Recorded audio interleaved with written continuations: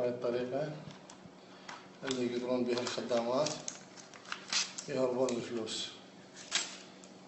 هذا الذهب كله لقيناه بهاي الأغراش حق البودرة وحق المعطرات التجميل.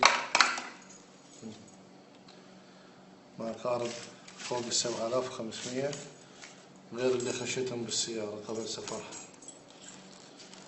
يلا هنا، يلا نسوان جيبوا خدامات زيادة بعد.